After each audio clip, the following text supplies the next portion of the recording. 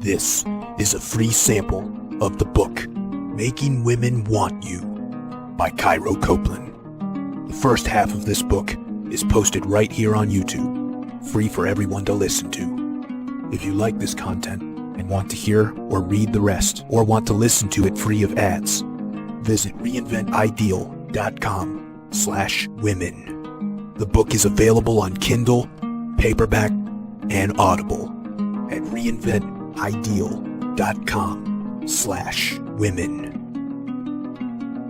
Intro.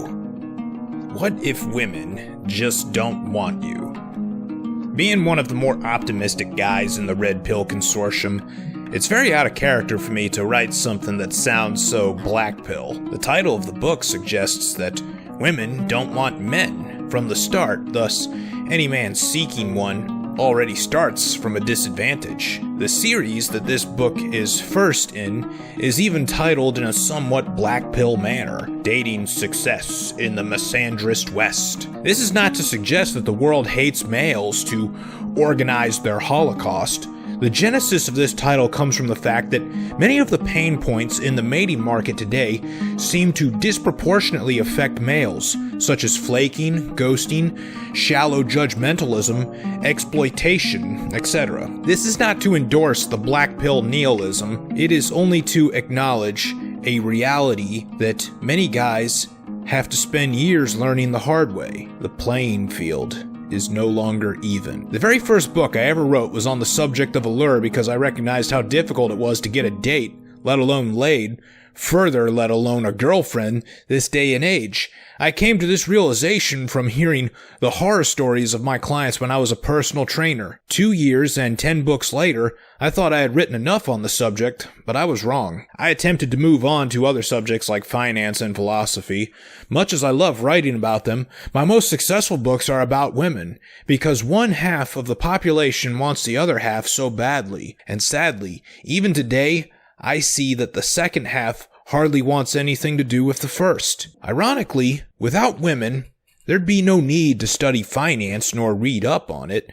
That's because there wouldn't even be a need to make money. The reason being is that everything that exists in the world today exists because of male desire for female intimacy. Why do men risk their lives on high-rise construction? To make money? Sure, but what do they plan to do with that money? The money itself is not the end. If we peel enough layers off the onion, we'll find that the reason they want money is to impress the women in hopes of winning intimacy from them. One moment from the first season of the HBO show Westworld said it best when Teddy tells Clementine, a prostitute who just made him an offer, he tells her, "I'd rather earn a woman's affection than pay for it," to which Clementine's manager, Maeve, laughs and says, "You're always paying for it. Our prices are fixed and posted right there on the door." No truer words have been spoken. If we look at all that guys do to appease, entertain,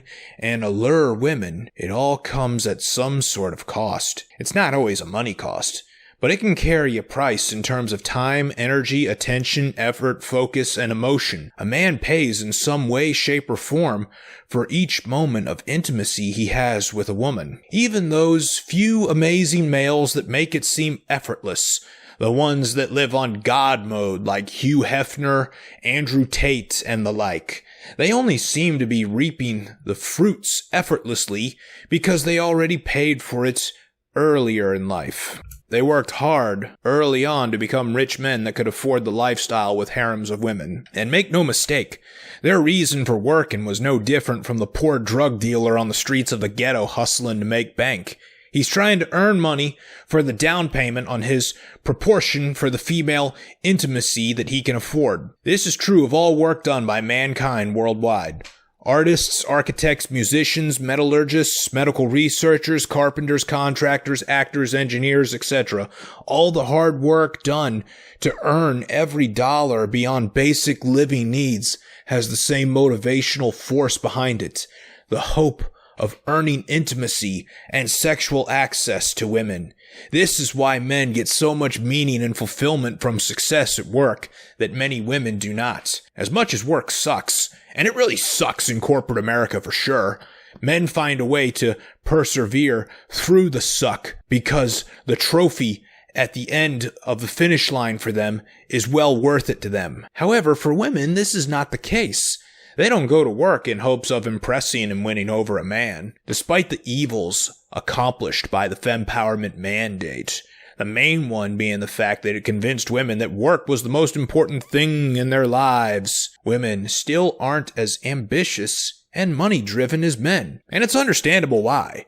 As men earn more money, options with the opposite sex increase. As women earn more money, options decrease. But what this contrast between the sexes and their willingness to do undesirable work further proves is how much more men want women than women want men. A false belief has been peddled by dating coaches, one that even I fell for in my early days of being a coach about the genders. A false belief that says women want men as much as men want women. In context, many dating coaches push the belief because they were hoping to instill more contrived confidence in their clients and get them to believe in themselves. At one point in human history, it may have been true that women liked men just as much, but the past several decades have witnessed a massacre by the fempowerment mandate, dishing out indoctrination from age 5 until death that men are unnecessary and bad. Not only are the women of today convinced that they don't need no man, but that they don't want one either. The most amazing swindle in the history of socioeconomics was done when women were convinced by their feminist sisters that the most important thing in life was not other people, not family, friends, a husband, or children. Instead, they convinced women that a more fulfilling life was to be found pursuing bullshit degrees, low-paying careers, vanity social media clout, and a parasitical political cause. Many female souls expend their few fertile years despising males to attain these life-wasting pursuits. However, even without the propaganda for foolish pursuits spread by the mandate, plenty of other elements in today's world are severing the once sacred bonding propensity between male and female. The well-oiled wealth creation engine of the world today that runs on all cylinders, which is free enterprise economics and technological advancements, governance by democratic republics and things of that nature, this machine created a world rich enough to afford a welfare state, thereby eliminating any economic dependence on men that once existed. And that's really a good thing, not just for how it's improved the world, but it's also good in the sense that all relationships between men and women are voluntary, as they should be. But voluntary neutrality, sadly, is not the starting ground we find ourselves in. Instead of an even playing field where everyone is given a fair chance, males begin their happenstance from an initial setback. Women are conditioned to view us with suspicion at best, or view us as adversaries at worst. Ask yourself this: how many women have you met that claim they have been sexually assaulted by a man? In the last 10 years, I have not met a single woman that didn't claim it happened to her. Likely, you've seen the same. While we've all met an increasing number of victims, we've not met an equally increasing number of victimizers. Why is that? That is because the media, academia, politicians, activists, and definitely social media have convinced every woman that being approached by a guy they don't like is the same thing as assault. Being undressed by unwelcomed eyes is equivalent to being forcibly undressed for real. With the made-up statistics they have about assault on college campuses, the 1 in 5 stat, that makes college campuses more sexually violent than Rwanda. We all know the statistics are made up, because if there's that much sexual assault occurring on college campuses, no rational parent would ever send their daughter to school until the madness was stopped. But no one questions the made-up statistics for fear of being condemned. Nevertheless, the lies have had their intended effect. We don't trust males by default anymore. All males are monsters until proven otherwise. You've likely felt this everywhere you go. The suspicion of bad intentions hangs over your head at all times. Unless you had a woman with you, when you go somewhere, people assume the worst about you, and you can feel those assumptions coming from them like heat. You can't get mad about this. Women have been conditioned to think you're a violent, sexually abusive monster ever since they were girls. In some cases, the conditioning was done by their parents with the best of intentions. Other cases, it was done by the media and academia with the worst of intentions. Even without the media and academia doing what they do, the males of today's world do themselves no favors. And I don't mean the few that do commit horrid acts of sexual assault. Yes, they exist, and there are enough of them for every woman to have a reasonable suspicion of males. But there's something else guys do that fuck it up for everyone. And it's quite the opposite of forcefulness. It is subservience. The word for these males is simp. A simp is a guy that uses subservience to women as a covert sexual strategy. He'll go above and beyond in doing favors for her in hopes of getting sex. He'll throw money at her by paying her bills at her request, or by being a sugar daddy that dishes out an allowance. Or he'll just send her sweet nothings by text and direct messages. Ultimately, what these guys do is throw compliments, money, undeserved adoration, and favors toward a woman just because she exists. In their world, she's great because she exists. They do this with every woman they wish to be with, and double down especially on the ones they believe are attainable for them. Social media simps have elevated women's egos to unreasonable heights and made them drunk with power too great for them to wield responsibly. Further, women are horrifically repulsed by the behavior of simps as they represent the antithesis of all the things they'd like in a male, such as dominance, strength, composure, power, respectability. The simp possesses none of these characteristics. In fact, they possess the opposite: submission, weakness, instability, impotence, and inadequacy. When women are inundated with males that display these behaviors most often, they come to the conclusion that all males act this way. Since they find these males so repulsive, they lump all males in this category and believe most, if not all, are specimens they will find repulsive as well. So again, every male now starts off with a setback in the uneven playing field. This deadly combination of the anti-male media and the simp pandemic has rendered old forms of mate-seeking obsolete. Your grandfather probably won over your grandmother by being a model citizen, hard worker, actively involved in his community, went to church on Sundays, brought her flowers for each date. Those days are gone forever. How bad is it? Well, let's look at the hard data. Women swipe right on only 1 in every 100 male profiles. That was a study done by the Washington Post. And only 1% of those right swipes ever get a date. Online dating success literally makes you a 1 in 10,000 winner. While that sounds pretty damning and supports the thesis that women don't really want men, we could also ask the women themselves. One CNBC poll asking women about their life priorities indicated that finding a man is ranked 4th on a woman's list of goals, behind career, education, and financial stability, or paying off student loans. Even kids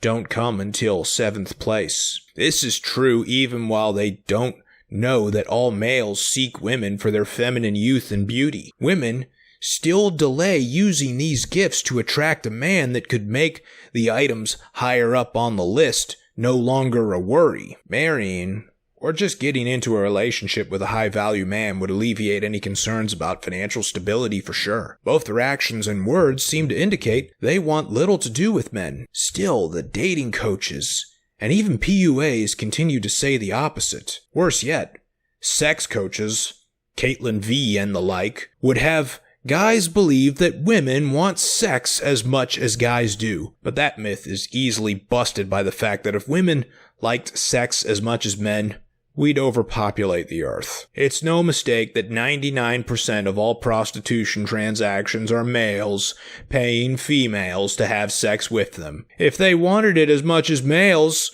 why would this be so disproportionate? Similarly, the majority of all porn consumers are male. Even when it comes to porn showcasing males, the majority of the consumers are male. The audience for that is gay males. When I was a stripper, the majority of the patrons that regularly visited the strip club I worked at, the majority of them were gay males. Males have 18 times the amount of sex hormones that females have. Therefore, biologically, males have 18 times the desire for sex. I've had female bodybuilder friends taking testosterone supplements to get to male levels, and they would tell me that they were losing their minds with how horny it made them. They didn't understand how we could handle it. One even told me she was masturbating 9 times a day and still didn't feel sexually content. I remember telling her, "Hey, welcome to a guy's life, honey." A DNA study conducted by the University of Arizona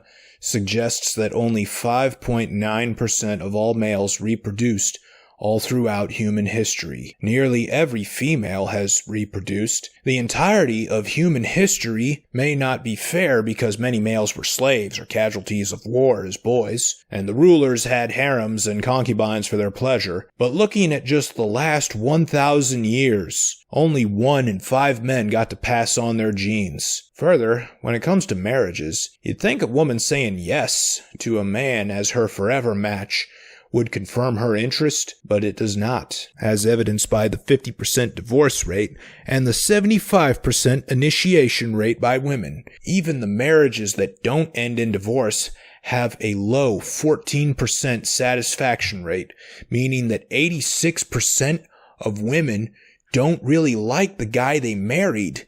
Even a marriage is not a firm indicator of interest. Lastly, you don't need these stats to know this is true. All you need to do is ask yourself this: have most women you've expressed interest in treated you with kindness or reciprocal interest? Or have they treated you with indifference, disgust, exploitation, or even hostility? The black pill was not born out of randomness. While their conclusions are wrong, their origins are valid. There's a good reason these doomers exist. The truth of the matter is that the disparate sex drives flood women an annoying amount of unwanted attention, which repulses them further from males. The anti-male sentiment they are indoctrinated with, coupled with the endless approaches by simps they are repulsed by, come at an enormous cost to all males in making them less desirable to women. These statistics, no matter how accurate they are and how logical males are with their acceptance of reality, do nothing to ease your inner pain over the matter, though. Deep down, every guy is hardwired to crave female intimacy, and when you don't get it, you feel a pain inside. Like the pain when you're dumped, rejected, flaked on, friend-zoned, ghosted, and discarded. This pain is purely evolutionary. If males didn't feel that intense pain throughout our ancestral past, the human race would not have continued on. While it's merely functional for the perpetuation of our species, this same pain is so intense that it even has driven guys to take their own lives when it becomes clear they won't be alleviated of it, or have just experienced too damn much of it. Adding insult to injury, the sex sells pornographic culture that appears in everything from commercials to video games serves as a reminder to sexless males of what they're not experiencing, thereby increasing their thirst. Further, there are social imperatives that state you as a male are a failure if you cannot win a female over. You feel as though you are not welcomed in this world, nor are you in good standing with society when you are single. At some point, your singlehood was probably even rubbed in your face to dismiss you, like, haha, look who doesn't have a girlfriend. While thirst is amped up in males, The same culture tampers down on desire by females. They create Mary Sue heroes to convince them they are perfect on their own. They create Disney princesses to convince them that males should bust their asses off for a hope in hell of winning her hand. They produce hoe-praising music like Cardi B and Hot Girl Summer to convince them that no male is worth their loyalty. Maybe if you're a Chad, you can get some interest, but the average Joe Smith, John Jones, or Bob Bobson is pretty much invisible to most women. And if they try to make themselves visible, they respond with vitriol. In short, life is hard for the single man when it comes to dating. The list of requirements and things you must do to even qualify are far greater than they've ever been before. All your grandfather had to do was be a good man that brought your grandmother flowers and took her on a few dates. Now you must be rich, tall, good-looking, socially calibrated, high status, interesting, and have an extensive social circle just to qualify. Still, that's only to have a chance. You may get your chance, but then blow it by making one wrong move. Fuck up just once with the woman you're pursuing and she can easily replace you because there are hundreds of guys in line behind you. Her phone is like a Netflix library of males that will drop everything to be with her at her beck and call. And once you've locked her down and solidified a relationship, you're still not done. You need to keep things interesting and amazing for her. She has no desire to work through problems like they did back in the old days.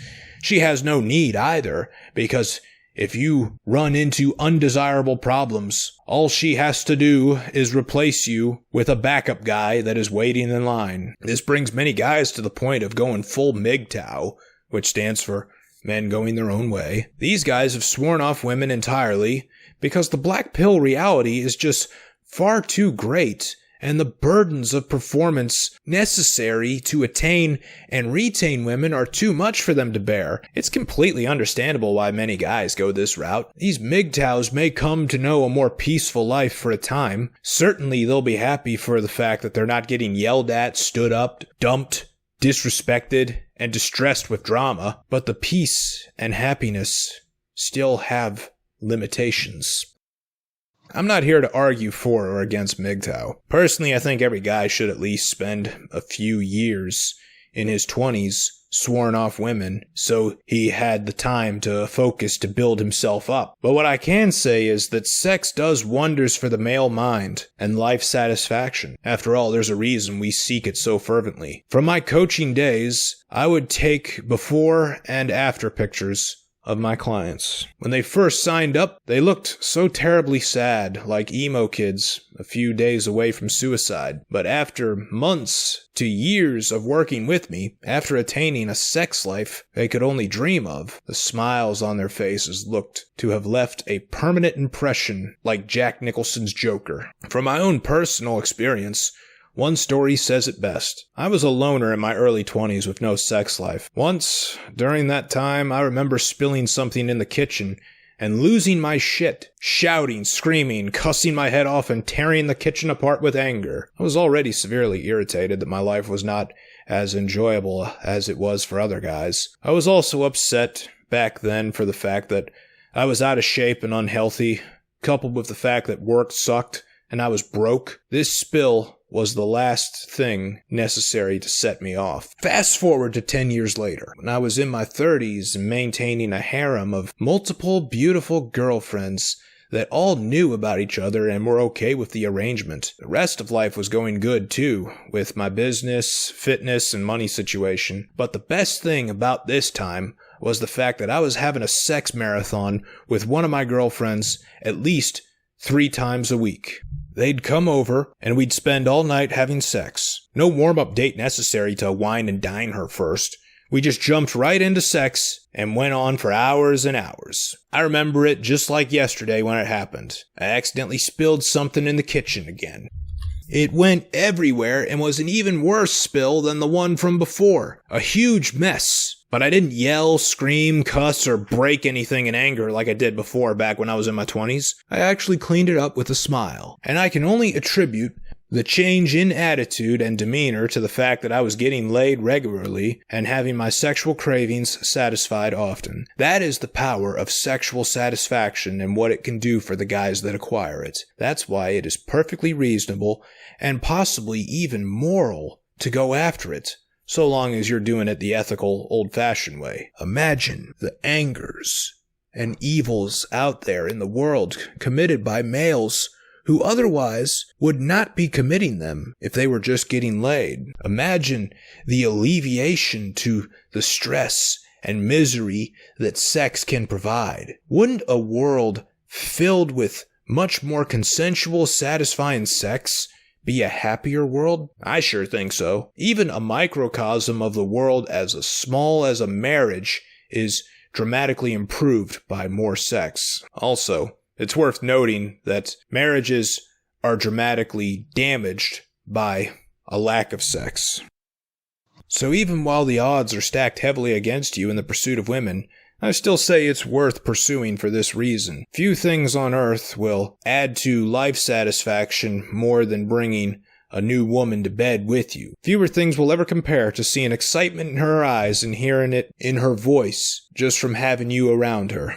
This book will show you how to make that happen, despite all the odds stacked against you, just for the fact that you're male. This is how to perfect the craft of allure, making women want you. But first, we gotta cover this here to appease the lawyers. A disclaimer and a caution. You are responsible for your own actions and behavior. None of this book is considered legal, personal, medical, or financial advice. By continuing to read this book, you hereby indemnify and hold the author, publisher, and parent company, Reinvent Ideal, LLC, as well as its directors, officers, agents, attorneys, owners, employees, and successors, and assigns harmless from any loss, liability, claim, or demand, including reasonable as well as unreasonable attorney's fees, from any loss, liability, damage, cost arising from, or in any way related to the contents of this book. You accept full responsibility and liability for actions and results from using any products, services, or suggestions made inside this book and its supplemental resources. Reinvent Ideal LLC specifically disclaims any liability, loss, risk, personal or otherwise, incurred as a consequence, directly or indirectly, of the use and application of any techniques or contents of this book or manual and supplemental materials provided. You are voluntarily participating in these activities and assume all risks of harming yourself that might occur, and acknowledge it is your responsibility to decide what you want to follow and if you want to follow the contents of this book or not.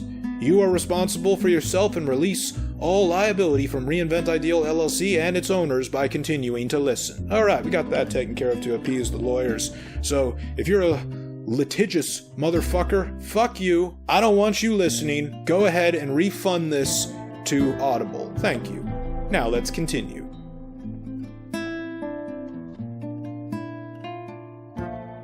Thank you for listening to this free sample of the book, Making Women Want You, by Cairo Copeland. If you enjoyed it and want to hear or read the rest, or want to listen to it free of ads, visit reinventideal.com/women.